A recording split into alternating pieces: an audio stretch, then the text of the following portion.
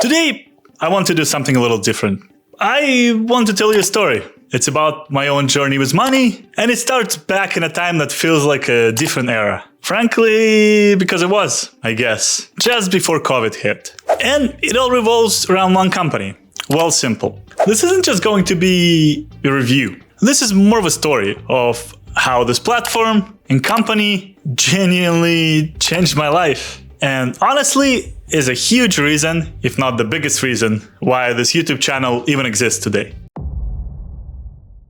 So let's go back. Back then, if you were just a regular person in Canada and you wanted to invest, per se, your options were terrible. You had to go to your big bank, use some very clunky, complicated, and antique-looking browser interface, and they would charge you almost $10 for a single trade, whether you were buying or selling. Think about that. How's anyone supposed to learn when it costs you $10 just to buy a $50 share?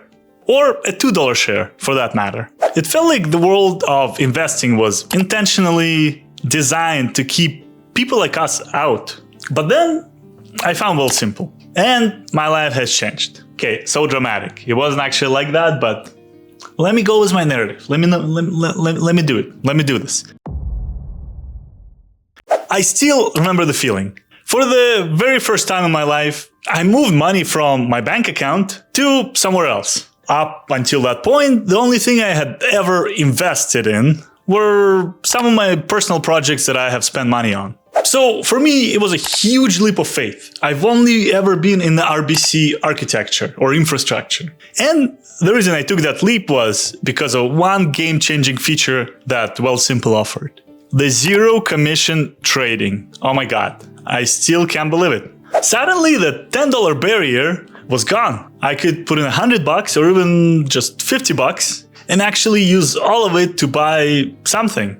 It meant I could experiment, I could learn, and I could make mistakes without getting hammered and consistently punished by fees every single time I buy or sell something. It sort of democratized investing for me. But I didn't even start with buying stocks. I was way too intimidated for that. That seemed way out of my reach. What I did was I started with the Robo-Advisor, Wealthsimple Invest, which I don't even know if it's still on, if it's still around, but the concept was fascinating to me. I knew nothing about stocks or ETFs at all. So the idea that a robot or an algorithm could build a diversified portfolio for me was the perfect entry point. For me, it felt safe, and it was like having training wheels for the stock market.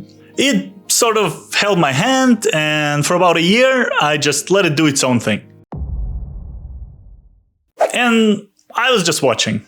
And by watching, I started to learn. I opened up my Robo-Advisor account, and at some point, I decided to look at what it was actually doing. I realized that there was no magic behind the scenes. And the whole process wasn't that complicated. It was just holding a portfolio of maybe 5 or 6 different ETFs. Some broad market funds, some bonds, some gold. And that's when the light bulb went off in my head. What I realized was, hey, I can do this myself. I don't have to pay the Robo-Advisor the fee. And this Robo-Advisor gave me a real-world education. It gave me the confidence to close it and move my money over to Wealthsimple Trade and start making my own decisions.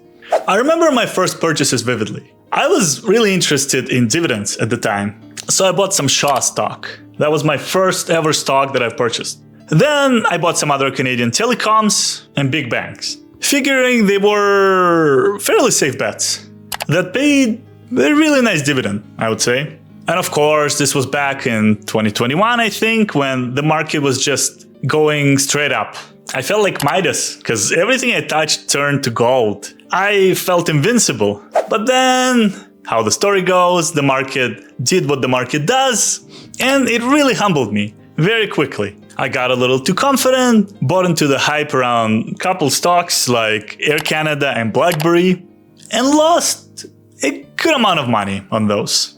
But even that, in my opinion, was an invaluable lesson. And it was a lesson I was able to afford to learn, luckily, because I wasn't, first of all, getting bled dry by trading fees.